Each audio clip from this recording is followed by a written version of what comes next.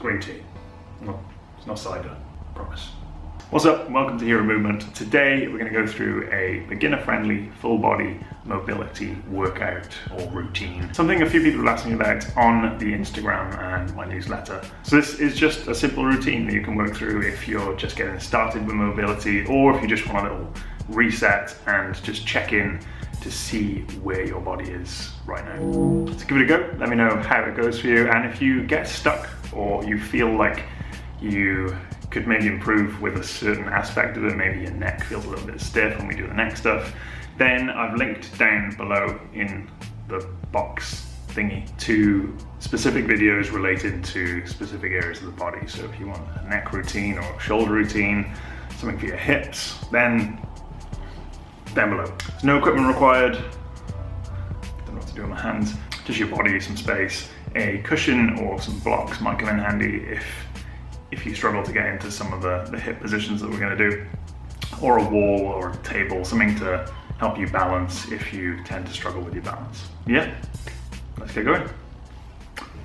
You can start this routine standing or sitting. I'm going to be on a mobility ball, or stability ball, which might be interesting. Whatever's comfortable for you. We're going to start with the wrists. So we're going to take a pincer grip with your thumb and your first finger and find kind of the gap between the bony part here and sort of the start of the thumb, base of the thumb. We're going to squeeze there, just a light squeeze, about 50% of your strength, and then we're going to start with some easy rotations of the wrist. Do about 5 or 6 one side or one way, and then we'll go back the other way. And then reverse it. This is a nice one to really open up the wrist and extend that range of motion. If you lose the grip, just re-pincer like a crab and reset. And we'll shake them out and we'll go other side, get that pincer, and long, slow, exaggerated circles. You might get a little bit of clunking. That's all right, as long as you're not in pain. Shake it out, re-pincer. Saw a giant crab on the bottom of the seafloor yesterday when we were out surfing. I thought it was a rock, and then I saw it move. That was it. That was the end of that session. Giant crabs pincering me, thank you very much. So shake them out. Wrists are done. We'll now move into the neck for a little bit. We're just going to do what we call a 4-way neck sequence. You've probably seen it before if you've watched some of my other videos. So it's a simple one, but we're going to try and keep the shoulders up, back, and then down. So we're sort of squeezing the shoulder blades together and trying to maintain that as we move our neck. And when we move our neck, if you send your head down and feel around where they probably feel a bit of a bony landmark up there. Some people it's more pronounced than others, but that's C7, the base of your cervical spine. So think about moving your neck from there. A lot of the time we just kind of hinge from the upper cervical and don't really move much in the lower part. So we're going to think about hinging and initiating that movement from the lower part of the spine, the neck, while keeping the shoulders nice and still. So we're going down to the right, up to the right, down to the left, and up to the left. Just slow, exaggerated movements. You'll find if you keep those shoulders still, you'll find areas of tightness in that trap and up in the front of the neck. You might find that there's a bit of a difference from side to side. It probably will be, and that's not necessarily a bad thing, but it's just noticing that. And then if it's a massive difference and you're getting pain in your neck or in your shoulders or elsewhere, then it's maybe something you want to look at addressing. So again, there's videos to a neck sequence, link to a neck sequence, sorry, down below. So go shoulders now. I'm going to scoot back a little bit. For our shoulders, we're just going to do some basic rotations, some controlled rotations. So trying to keep the arm extending out and drawing the biggest circles we can, but keeping our arm as close to our ear as possible. So when we get to this top position, you can see on the video there, you get to the top position, the hand goes from facing in to facing out.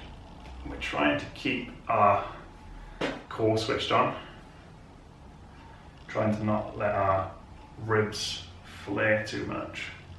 We'll just do a couple of slow ones backwards, and then we'll switch it up. Forwards. Again, you might get a bit of clunking. That's okay. Then we do the same the other side. Again, try to keep that torso as rigid as we can. Try to keep the shoulder or the arm as close to the body as we can as well.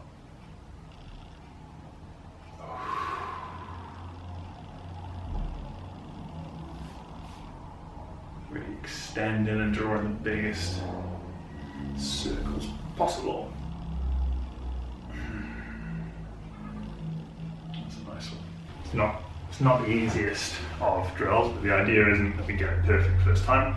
We're just working with where we are right now. So if that's out here and your body's twisting, and that's not a problem. You just persevere with it, and then that ability is gonna come, it's gonna improve. Let's go to the mid-back. So we're gonna just do some basic rotations. Hands wherever you like. I like putting them like that. It feels cool. So we're just gonna rotate, trying to keep the hips pointing forward. Rotate from the mid-back as far in as we can. When we get to our end range, deep breath in. Fill in the mid-back, and then exhale. Rotate a little bit more. Back to center. Other side. A little bit stiff through there today. Big inhale. Exhale. Back to center.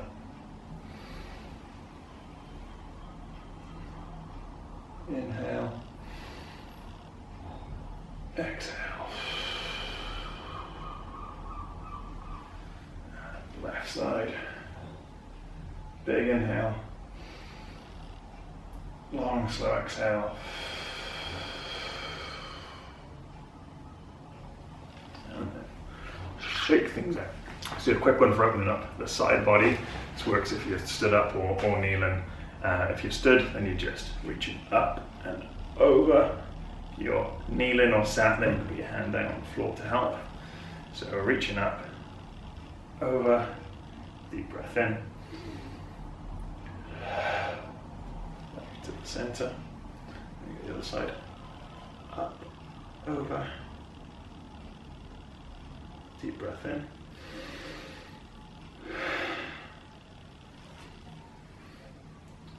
And same again. Up and over. Really trying to reach up and over as far as you can, not just collapsing down. You might notice again, one side is a little bit tighter than the other. I'm tighter on my right because the right side of my pelvis tends to go a little bit higher than the left.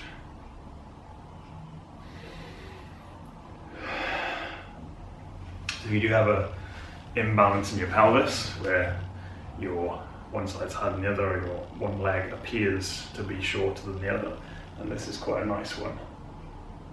Particularly if you're taking that big deep breath. Really extends that stretch. Last one.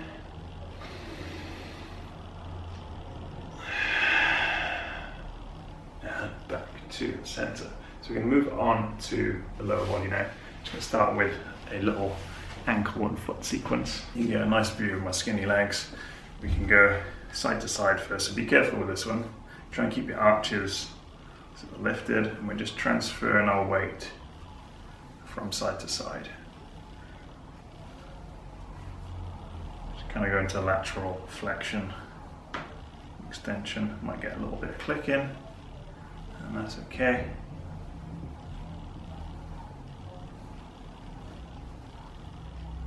Okay, we'll just do it front and back as well, so a similar concept. We're rocking our weight forward, up onto our toes, and back onto our heels. If you need to use all to balance, then that's completely fine.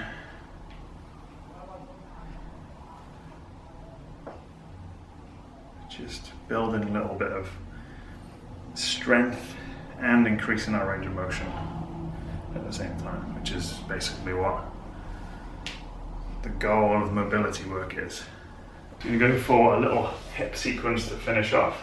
So down onto the floor, hands and knees, and then we're going to step the left leg forward as best you can. If you need to use a wall or a stick to balance, that's completely fine. We're keeping the core engaged as best we can, and that rear glute, so the butt muscle on the rear leg, squeezing as much as we can. And then we're just going to send our hips forward and down, and then we're going to gently sit back. So you take your time with this one, and feel free to keep your knee as bent as you want, as you feel like. In fact, I think it's probably good for everyone to do this now and again, stretching the top part of that hamstring. So we're keeping the core engaged, and we're just kind of leaning forward a little bit. And then we'll rock it forward again, sending those hips forward and down, opening up through the hip flexors, and then gently rock it back. And one last time. Hips forward and down, nice and heavy through your hips, and send it back. Keeping that spine nice and long, and just kind of leaning forward. And we can plant our hands, switch feet, so we get the right foot forward, and then same again. We're going to send our hips down and forward, and then gently ease back. It feels good to extend the leg when you can, but staying in this bent position is great as well. Then rock it forward, hips down, forward, contracting through that glute.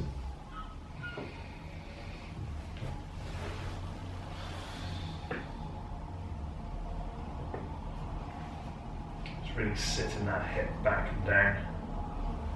And one last time, forward, and a really nice opener through the hip flexor and through the groin as well. And then sitting it back. Maybe you'll get a little bit further on that last one.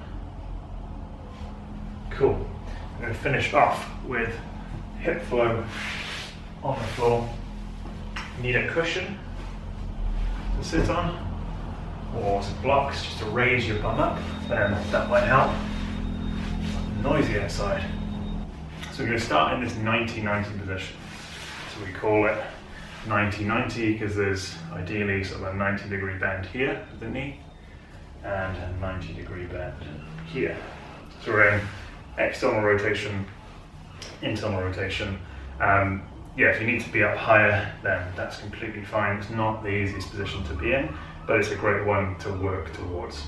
So all we're going to do, keep our core tight and just lean towards your left leg, the externally rotated one, and then lean a little bit towards the right. I'll do it again. Use your hands to support you. And then lean a little bit towards the right. So you'll probably see more range of motion here than you will on the internally rotated. One more. Then we're going to plant our hands behind us, sit back, shift our bum a little bit. Close that left knee down now, open the right knee. So again, 90 degrees, 90 degrees-ish. If you need to be higher on this side, then that's completely fine. I'm just going to hinge. Rotate the torso, hinge, hinge-ish. Rotate and hinge. And again. Again, you'll probably find one side is stiffer than the other.